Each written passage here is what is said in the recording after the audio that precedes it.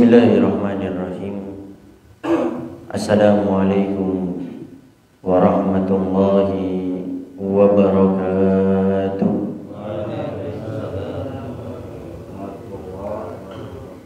Alhamdulillah. Alhamdulillahi rabbil alamin.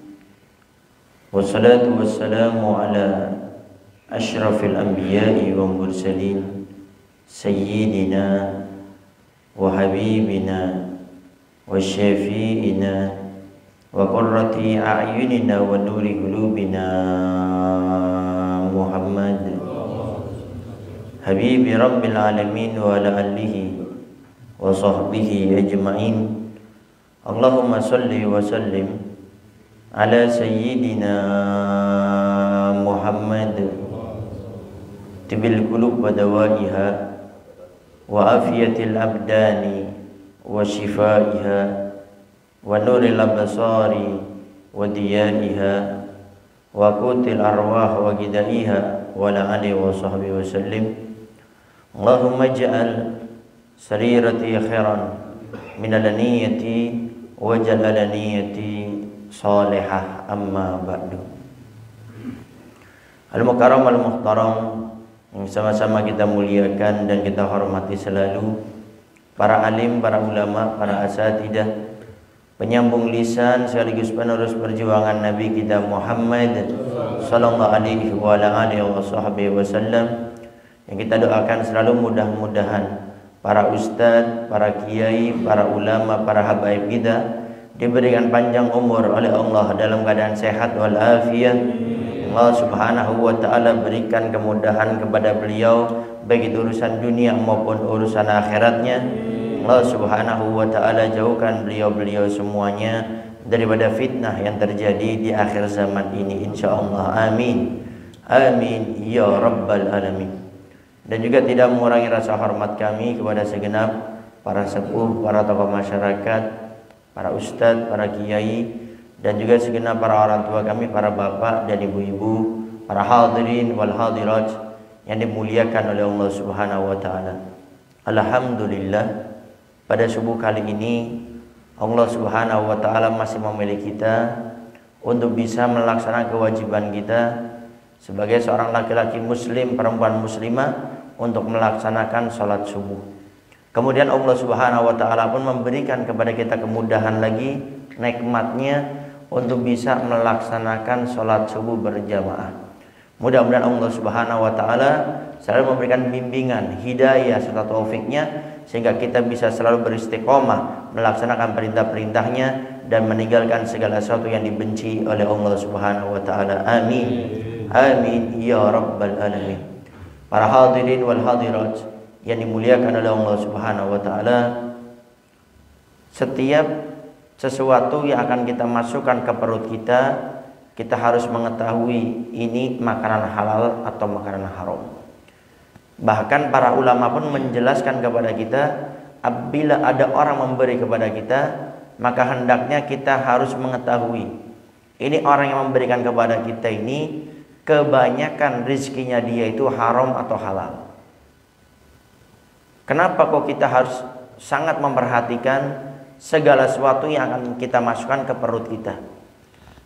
Karena makanan haram, rezeki yang haram yang kita masukkan ke perut kita, mengambil haknya orang lain, itu ada konsekuensinya baik itu di dunia apalagi di akhirat. Sehingga bahayanya orang yang memakan makanan daripada rezeki yang haram, bukan dari yang halal, mengambil haknya orang lain, itu diancam oleh Nabi kita Muhammad SAW dengan langsung nerakanya Allah subhanahu wa ta'ala.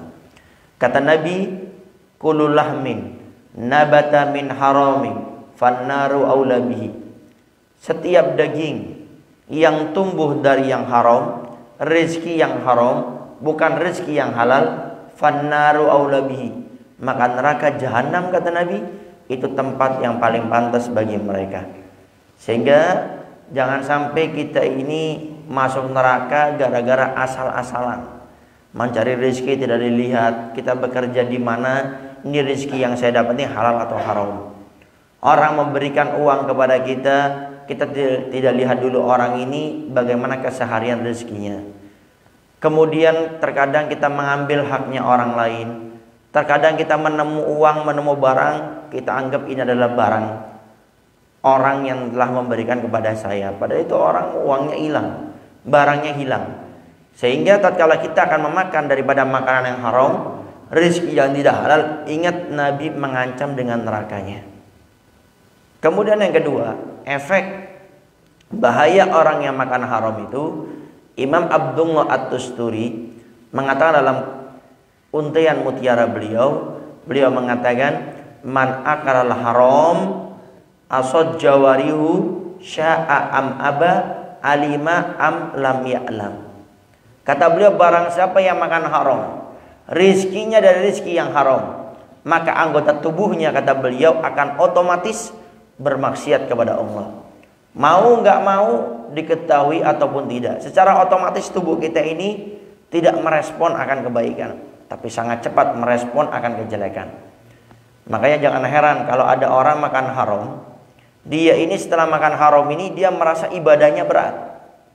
Tapi kalau untuk menuju kepada kemaksiatan, menuju kepada kejelekan begitu mudahnya. Kenapa? Inilah efek daripada makan haram. Intinya kalau bukan rezeki itu bukan milik kita, jangan diambil. Sampai dalam kitab-kitab fikih pun dijelaskan, ada bab namanya luqotoh, menemukan barang temuan. Yang di dalam bab tersebut intinya kalau itu sesuatu yang berharga, kita nggak boleh langsung mengambilnya, memakannya, harus diumumkan terlebih dahulu. Jadi jangan sampai kita contoh keluar dari musola ini, kemudian kita keluar, kemudian kita mendapati ada uang 50.000, kemudian kita mengatakan alhamdulillah, Allah tahu saya bahwasanya saat ini saya butuh uang 50.000. Itu bukan uang kita, itu kan rezeki dari Allah. Kalau rezeki dari Allah itu melalui perantara orang lain, tidak langsung Allah berikan uang 50.000 kepada kita. Itu orang uangnya hilang. Sehingga jangan sampai kita ini mengambil hak yang bukan haknya kita. Kaidahnya seperti ini, kalau bukan milik kita, tidak boleh kita memilikinya. Jadi kalau kita nemukan dimanapun, tidak boleh kita memilikinya. Kenapa? Karena itu milik orang lain. Dan ingat, kalau kita meremehkan makan haram, maka anggota tubuh kita ini akan berat berbuat kebaikan. Yang tadinya sholat berjamaah mudah, sekarang mulai merasa berat. Yang tadinya kalau sedekah mudah, sekarang mulai merasa berat. Yang tadinya kalau hadir majelis taklim itu mudah, sekarang mulai agak berat. Coba cek dulu. Mungkin di antara faktornya rezeki kita yang tidak halal, rezeki kita yang haram. Kita mengambil haknya orang lain. Para hadirin wal hadirat yang dimuliakan oleh Allah Subhanahu wa taala, mungkin itu saja yang bisa Al-Bagir sampaikan. Jadi intinya, setiap kita akan memakan sesuatu, hati-hati, dijaga. Jangan sampai yang masuk ke mulut kita ini adalah rezeki yang haram. Karena itu akan menjadikan kita ini berat untuk melakukan ibadah, berat untuk melakukan kebaikan, tapi mudah untuk melakukan maksiat, mudah untuk melakukan dosa. Maka mulai saat ini, ayo sama-sama kita berusaha untuk menjauhkan diri kita daripada segala macam rezeki yang haram, daripada segala sesuatu yang diharamkan oleh Allah Subhanahu wa taala. Daripada rezeki kita mulai jauhkan. Nah, ini para ulama kita mengajarkan kepada kita. Barangkali Ustadz Habib, saya sudah berusaha, tapi kok berat ya meninggalkan rezeki yang haram. Saya masih berurusan dengan riba, saya masih berurusan dengan rentenir, saya masih suka mengambil uangnya orang lain. Ini ulama kita memberikan zikir yang hendaknya kita baca setiap habis salat fardu. Mau dibaca sekali silakan, 3 kali silakan, 5 kali silakan, yang penting istiqomah. Ini juga biasanya di pondok-pondok pesantren dibaca. Apa itu? Allahumma kfina bihalalika an haramik wa agnina bifadlika amman siwa. Allahumma kfina, ya Allah cukupkan kami, bihalalika dengan sesuatu yang halal, an haramik daripada rezeki yang haram. Ya Allah cukupkan kami dengan yang halal, jauhkan kami daripada yang haram. Wa agnina, dan cukupkanlah kami, amman siwak, daripada selain dirimu. Jadi jadikan saya ini butuhnya hanya kepadamu ya Allah, tidak butuh kepada manusia. Nah, itu hendaknya zikir dibaca. Kata para ulama, ini salah satu zikir, apabila kita ini membacanya, insya Allah kita dijauhkan daripada rezeki-rezeki yang haram, daripada riba, daripada rentenir, daripada mengambil haknya orang lain. Maka dibaca Allahumma kfina bihalalika an haramik wa aghnina bifadlika amman siwa. Itu saja yang bisa Al-Faqir sampaikan. Kurang lebihnya Al-Faqir minta maaf, dan mudah-mudahan Allah Subhanahu wa taala mencukupkan kita semuanya dengan rezeki yang halal, dijauhkan kita daripada rezeki yang haram, dijauhkan kita daripada berurusan dengan riba, berurusan dengan rentenir, dan mudah-mudahan Allah Subhanahu wa taala selalu memberikan kecukupan kepada kita, bahwasanya semua nikmat datangnya dari Allah, diberikan kita kemudahan untuk selalu mencari rezeki yang halal dan dijauhkan daripada rezeki yang haram. Rabbana atina fid dunya hasanah wa fil akhirati hasanah wa qina adzabannar. Wassallallahu ala sayyidina Muhammadin wa ala alihi wasallam walhamdulillahi rabbil alamin. Itu saja yang bisa Al-Faqir sampaikan. Kurang lebihnya Al-Faqir minta maaf dan mohon doanya selalu. Akhirul kalam. Wassalamualaikum warahmatullahi wabarakatuh.